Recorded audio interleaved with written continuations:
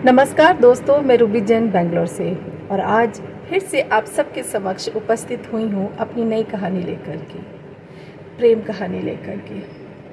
वो कहते हैं ना कि प्रेम के धागे जोड़े नहीं जाते हैं, खुद ब खुद जुड़ जाते हैं। ऐसा ही कुछ इस कहानी में भी हुआ है।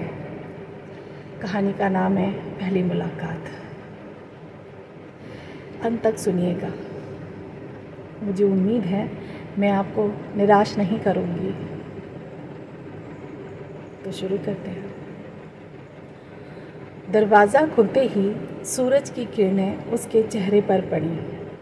सुनहरी किरणें और सुनहरा रूप। रूम नंबर 244 की पेशेंट राधिका। मैं तुम्हारा ही इंतज़ार कर रही थी, वो बोली।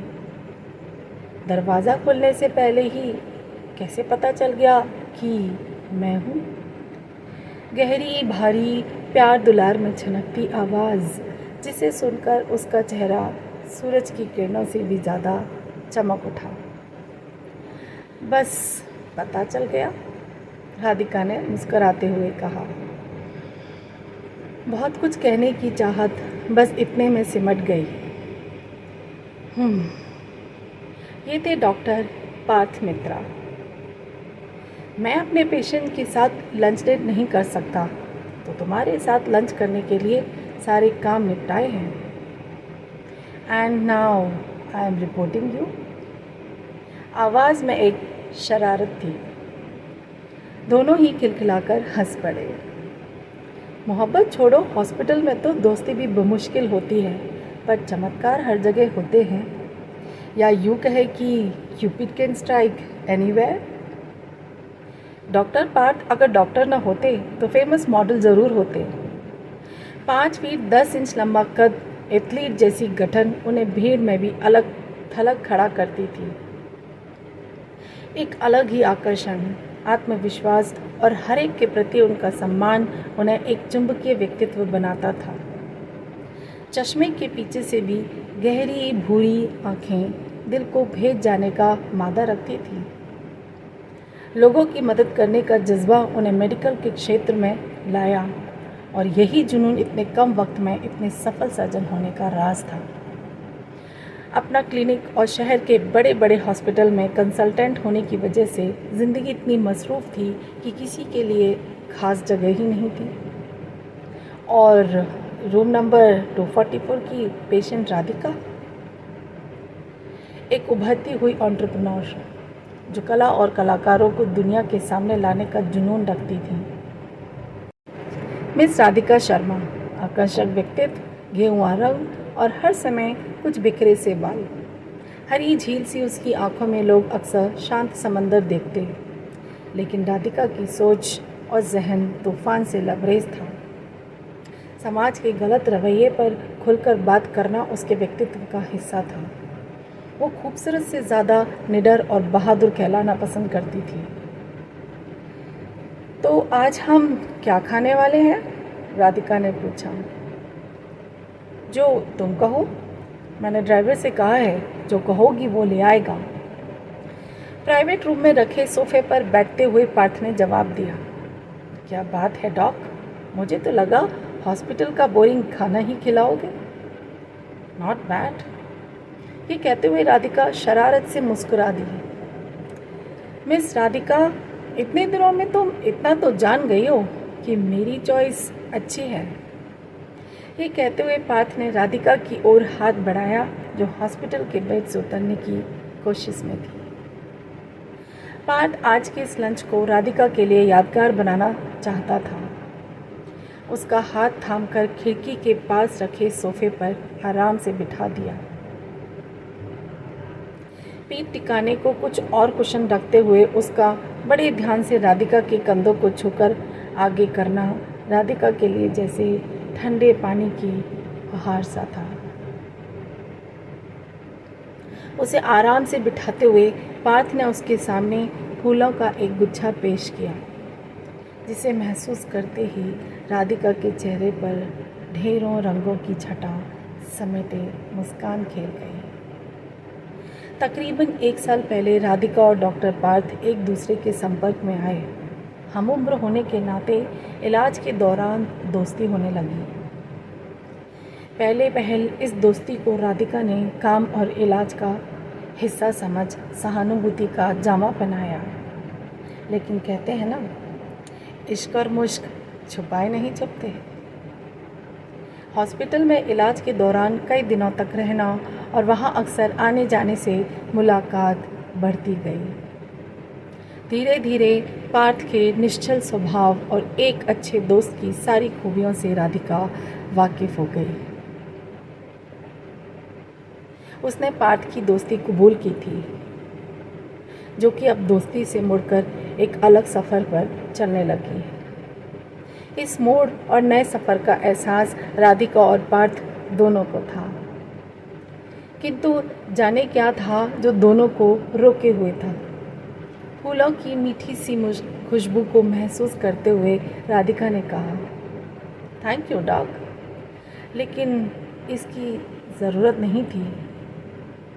आपने मेरी ज़िंदगी के बड़े दिन से पहले मेरे लिए वक्त निकाला, वही बहुत है।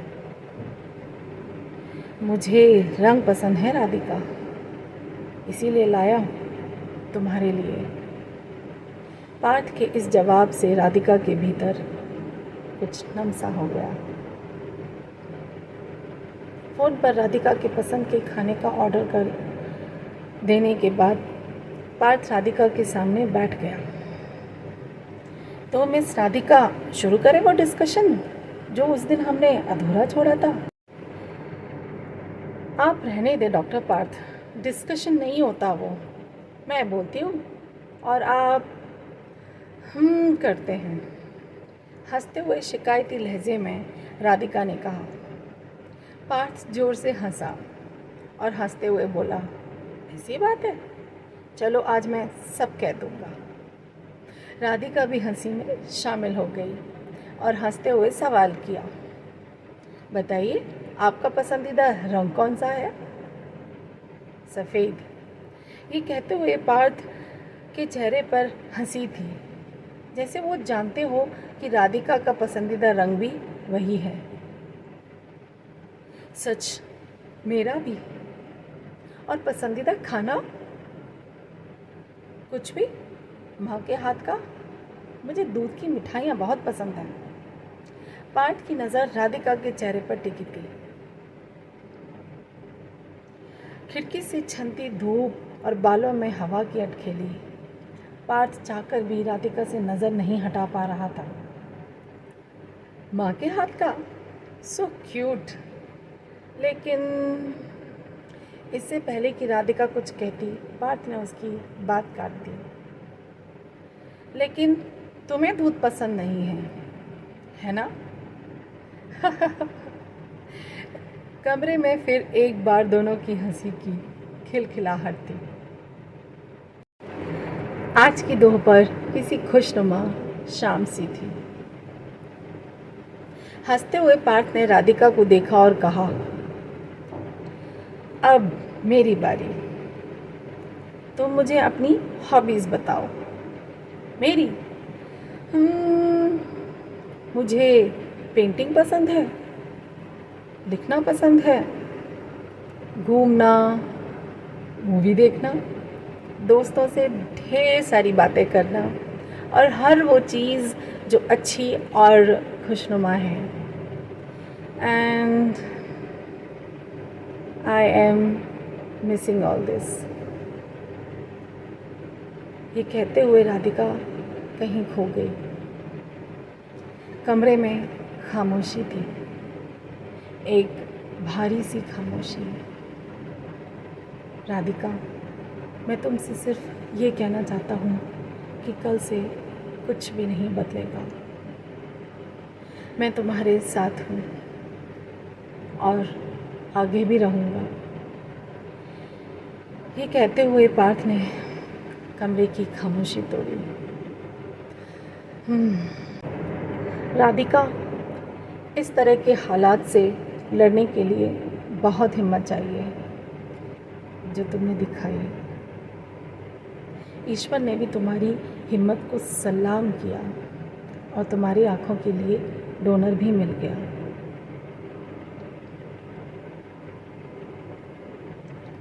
तुम बहादुर हो राधिका, बहुत strong, like a rock, and I have fallen in love with your strength. तुम्हारी हिम्मत, तुम्हारी ज़िंदगी जीने के जज्बे और ज़िंदगी की मोहब्बत से मुझे भी तुमसे मोहब्बत हो गई। कमरे में अजब सी खामोशी थी, जैसे किसी ने सुकून के 2 पल चुरा लिए हों। राधिका के चेहरे पर ढेरों भाव थे।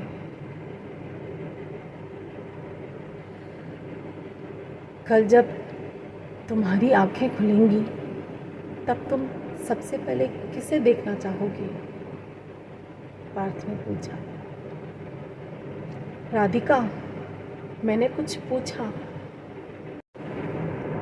मुझे आईना देखना है पार्थ, मुझे खुद को देखना है।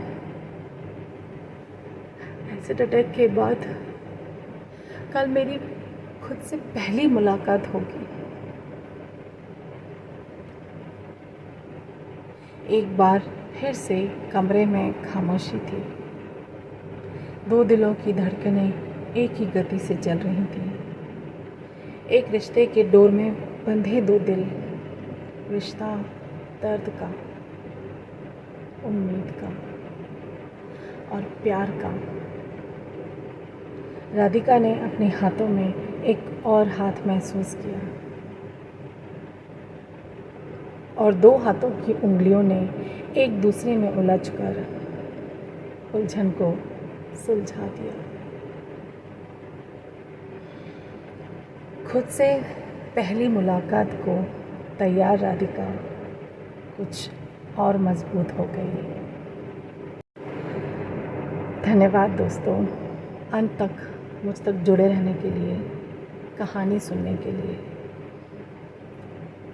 जब मैंने खुद ये कहानी पहली बार पढ़ी तो कहानी से बेइंतहा प्यार हो गया मुझे, और आज मौका मिला है इस कहानी को रिकॉर्ड करने का, आप तक पहुंचाने का। जानती हूँ आप सबको इंतज़ार है इस कहानी की लेखिका कौन है। इस कहानी की लेखिका हैं सरिता निर्झरा।